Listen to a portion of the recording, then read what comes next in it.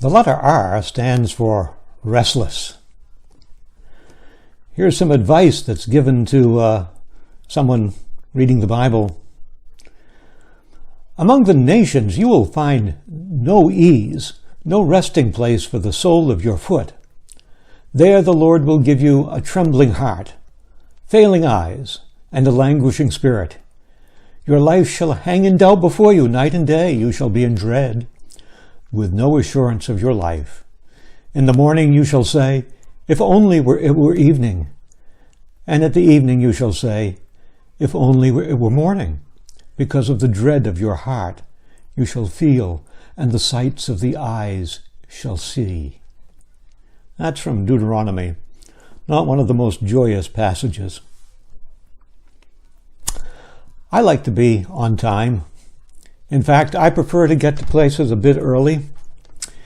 If I have a doctor's appointment or am officiating at some sort of service, I will always get there well ahead of time.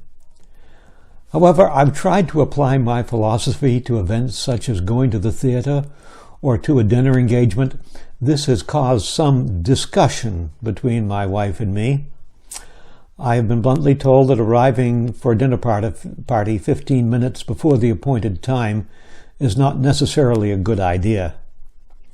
I have had to accept this truth, but even accepting that reality does not stop me from getting ready early and restlessly pacing back and forth, looking at the clock, thereby irritating my wife. Meanwhile, my inner critic is whispering in my ear, "You're going to be late. You should have already left. You'll get caught in traffic." The curse of restlessness is pretty well described in the passage above. No matter how completely we have made arrangements for a trip, I don't sleep well the night before we travel. I want to get going. In this pandemic period, we are being advised, stay at home. This does not sit well with us, for we retired to a care community so we could travel and not worry about a piece of property. We have a timeshare, travel points accumulated, our set-aside funds for the adventures of our senior years, and we can't take advantage of any of it.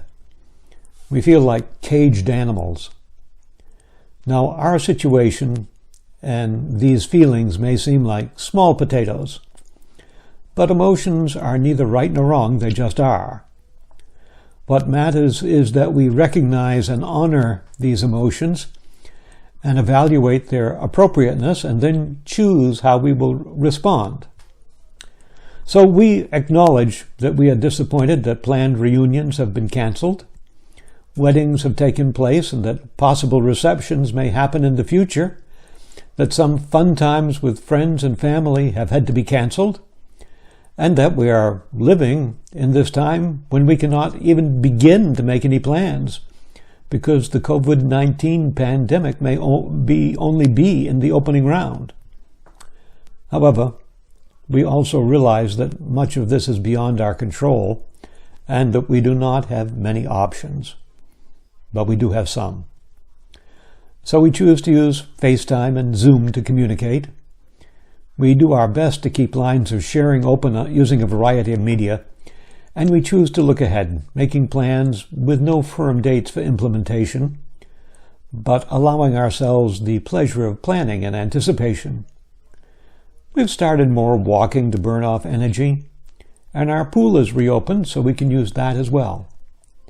After all, we want to be in shape when we are able to travel freely. So we choose to be optimistic about the future. But I still pace around restlessly.